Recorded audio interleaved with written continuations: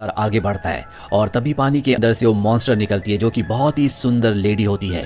उसकी सुंदरता देखकर बियोवुल्फ पूरी तरह से मंत्रमुग्ध हो जाता है। हालांकि बियोवुल्फ इसे मारना चाहता है लेकिन इसकी जादू की शक्तियों की वजह से वो उसे मार नहीं पाता। और ये जो बहुत ही सुंदर डीमन, बहुत ही सुंदर मॉन्स्टर जो कि इंसान के रूप में है, ये बियोवुल्फ को सिड्यूस भी कर रही होती है। और अब बियोवुल्फ इसके झांसे में आ जाता है। ये बियोवुल्फ को कहती है कि मैं तुम्हें राजा बना दूंगी, लेकिन इसके बदले जो तुम्हारे पास गोल्डन ड्रिंकिंग हॉर्न है ये तुम्हें मुझे देना होगा। और मेरा बेटा जो मारा गया है इसके बदले तुम्हें मुझे एक बेटे को देना होगा। बियोवुल्फ उसकी बात मान जाता है और ये दोनों एक दूसरे के करीब आ जाते हैं। और अब बियोवुल्फ वापस राज्य आ जाता है जहां पर राजा को बताता है कि मैंने उस मॉन्स्टर को, उस डीमन को मार दिया।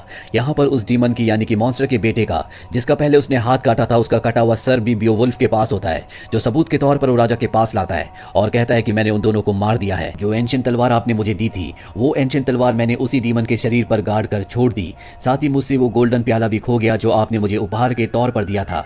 हालांकि राजा को अभी भी उसकी बातों पर विश्वास नहीं होता, इसीलिए वो बियोवुल्फ को अपने साथ एकांत में ले जाता है और उसे बताता है कि एक बार पहले मेरा भी उससे सामना हो चुका है। वो एक जादूगरनी है, उसके सुंदर रूप के जाल में मैं फंस गया, जिस वजह से मैं उसके बच्चे का पिता बन गया, उस बच्चे का जो कि एक मॉन्स्टर था जिसे तुमने मारा है। लेकिन अब इन बातों से कोई फर्क नहीं पड़ता। अब जब दोनों ही मारे जा चुके हैं तो श्राप हमेशा के लिए खत्म हो चुका है। लेकिन बियोवुल्फ को एहसास होता है कि श्राप खत्म नहीं हुआ, बल्कि जो श्राप पहले राजा के ऊपर था अब वो उसके ऊपर आ चुका है। और अब राजा घोषणा करता है कि मेरे बाद इस राज्य का राजा बियोवुल्फ होगा। और इसके बाद वो अपनी जान दे देता है, उसकी बॉडी नीचे गिर जाती है। सभी लोग बियोवुल्फ के सामने घुटने टेक देते हैं, उसे अपना राजा मान लेते हैं। और तभी पानी के अंदर से वही डीमन निकलती है और राजा की बॉडी को पानी में ले जाती है। कई साल बीत जाते हैं और अब बियोवुल्फ बूढ़ा हो चुका है। वो एक सेना से युद्ध कर रहा होता है।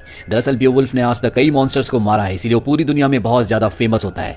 लेकिन अब बियोवुल्फ पहले की तरह खुश नहीं रहता। युद्ध के बाद जब वो वापस डेनमार्क आता है तो वहां पर उसकी छोटी रानी को दिखाया जाता है। यानी कि राजा की मौत के बाद उसने रानी से, जिसकी तरफ वो अट्रैक्टेड था, उससे तो शादी की थी, उसके बाद उसने एक और शादी की है। और आज रात को यहाँ पर जश्न का दिन होता है क्योंकि आज ही की रात को, आज ही के दिन को उसने दोनों के दोनों डीमंस को मारा था। और तभी पुराने राजा का सलाहकार आता है जो अपने राजा बियोवुल्फ को वही गोल्डन ड्रिंकिंग हॉर्न देता है जो उसे पिछले राजा ने दिया था, जो उसने डीमन को दे दिया था। और अब ये सलाहकार उसे बताता है कि हमारे राज्य के एक आदमी को ये घास के मैदान पर मिला था। इसे देखने के बाद बियोवुल्फ समझ जाता है कि जरूर कोई ना कोई बड़ी विपदा राज्य पर आने वाली है। और होता भी ऐसा ही है। रात के अंधेरे पर यहाँ राज्य के एक गाँव में एक ड्रैगन हमला कर देता है और कुछ ही देर बाद वो इंसानी रूप में आ जाता है। इसके बाद वो एक प्रीस्ट के पास जाता है और कहता है कि अपने राजा को बता देना कि उसने जो भी पाप किए हैं बहुत जल्दी उसके सामने आएंगे। प्रीस्ट बियोवुल्फ के पास जाता है और उसे सब कुछ बता देता है। यहाँ पर बियोवुल्फ समझ जाता है कि जो ड्रैगन प्रीस्ट के पास आया था वो और कोई नहीं बल्कि उसी डीमन का बेटा है जिसे उसने गोल्डन ड्रिंकिंग हॉर्न दिया था और वादा किया था कि वो उसे एक बच्चा भी देगा। जिसके बाद बियोवुल्फ और वो सुंदर डीमन एक दूसरे के करीब आ गए थे। यानी कि ये जो ड्रैगन है, ये जो बच्चा है, ये और किसी का नहीं बल्कि बियोवुल्फ का ही है। इसीलिए बियोवुल्फ तय करता है कि एक बार फिर से वो उसी डीमन की गुफा में जाएगा ताकि अपने राज्य को, अपने लोगों को बचा सके। और अपने पुराने दोस्त के साथ, जिसके साथ वो पिछली बार गुफा के बाहर तक गया था, एक बार फिर से उसके साथ जाता है। और जब ये दोनों गुफा के बाहर पहुंच जाते हैं तो वो अपने दोस्त से कहता है कि अगर मुझे कुछ हो गया तो मेरे बाद तुम इस राज्य के राजा बनोगे। और अकेला ही वो गोल्डन हॉर्न लेकर अंदर पहुंच जाता है। वो वहां पर गोल्डन हॉर्न फेंकता है, जिसके बाद वो गोल्डन डीमन वहां पर अपीयर होती है। बियोवुल्फ उसे कहता है कि अपना ये गोल्डन हॉर्न ले लो और मेरे लोगों को छोड़ दो, पर वो उसे मना कर देती है। और अब यहाँ पर ड्रैगन आता है जो बियोवुल्फ के ऊपर हमला कर देता है। बियोवुल्फ किसी तरह से बचकर यहाँ से बाहर निकल जाता है जहां पर उसका दोस्त भी होता है। और ये दोनों के दोनों देखते हैं कि वो गोल्डन ड्रैगन अब उन्हीं के राज्य की तरफ जा रहा है। ये दोनों उसे रोकने के लिए घोड़े से उसका पीछा करते हैं। बियोवुल्फ अपनी कुल्हाड़ी से उस ड्रैगन पर हमला करता है। उस कुल्हाड़ी के साथ एक रस्सी भी बंधी होती है और बियोवुल्फ उससे लटक कर ऊपर हवा में उड़ना शुरू कर देता है। यहाँ पर जो राज्य के तीरंदाज होते हैं वो भी ड्रैगन को देख लेते हैं और उस पर तीर चलाना शुरू कर देते हैं। तभी बियोवुल्फ ड्रैगन की गर्दन के उस हिस्से को देख लेता है जो नाजुक होता है, जिसे भेदा जा सकता है। अब क्योंकि उसकी सेना यहाँ पर तीर चला रही होती है इसलिए वो रस्सी को काट कर नीचे कूद जाता है। ड्रैगन उसके लगभग सभी सैनिकों को मार देता है, चारों तरफ आग जला देता है। बियोवुल्फ एक ब्रिज पर जाता है और ड्रैगन के ऊपर कूद जाता है। ड्रैगन उसे अपनी पीठ से नीचे गिराना चाहता है, इसीलिए उसे पानी के अंदर ले जाता है जहां पर शिप का एक एंकर होता है। बियोवुल्फ उस एंकर को उसकी गर्दन पर फंसा देता है और एक बार फिर से बियोवुल्फ को लेकर वो ड्रैगन ऊपर आ जाता है।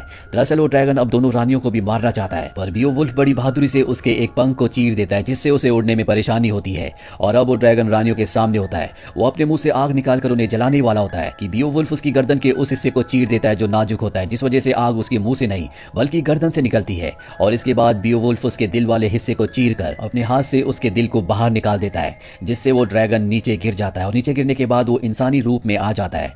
बियोवुल्फ भी पूरी तरह से जख्मी हो चुका है। वो उस ड्रैगन को यानी कि अपने बेटे को देखता है। वो उसके कंधे पर हाथ रखता है क्योंकि उसे पता है कि इसकी कोई भी गलती नहीं है, ये एक श्राप है जो सदियों से चला आ रहा है। और अब बियोवुल्फ का सबसे अच्छा दोस्त, जिसने हमेशा उसका साथ दिया, जिससे उसने वादा किया था कि मेरे बाद तुम ही राजा बनोगे, वो बियोवुल्फ के पास आता है और वो उसे सब कुछ बता देता है कि ये जो ड्रैगन था ये और किसी का नहीं बल्कि मेरा ही बेटा था। डीमन ने किस तरह से उसे अपनी बातों में अपने वश में किया, वो उसे अपनी जिंदगी की सारी सच्चाई बता देता है। लेकिन उसका दोस्त वादा करता है कि वो ये किसी को नहीं बताएगा ताकि उसकी लेगेसी हमेशा ज्यों की त्यों रहे। और अब वो अपने दोस्त को यानी कि बियोवुल्फ को फाइनल फ्यूनरल देता है जो कि पुराने रीति रिवाजों से होता है। वो उसकी बॉडी को शिप में रखकर समंदर में आग लगाकर छोड़ देता है। दरअसल बियोवुल्फ के वादे के मुताबिक अब ये यहाँ का राजा है। और तभी इस नए राजा को रेत में वही गोल्डन ड्रिंकिंग हॉर्न दिखता है जो बियोवुल्फ को पुराने राजा ने दिया था। और जब वो समंदर की तरफ देखता है तो वहां पर वही डीमन शिप के पास जाती है और वो बियोवुल्फ को आखिरी अलविदा करती है। और अब वो इस नए राजा की तरफ आना शुरू कर देती है। ये राजा भी उसकी खूबसूरती से अट्रैक्ट हो जाता है, उसकी तरफ पूरी तरह से मंत्रमुग्ध हो जाता है। यानी कि जो गलती सबसे पहले राजा ने की थी उसके बाद बियोवुल्फ ने की थी, अब ये भी वही गलती करने वाला है। यानी कि श्राप अब कभी खत्म नहीं होगा। तो ये थी पूरी कहानी फिल्म बियोवुल्फ की। ये फिल्म ईयर 2007 में रिलीज हुई थी। IMDb पर इसकी रेटिंग है 6.7। उम्मीद करते हैं कि ये कहानी आपको पसंद आई हो।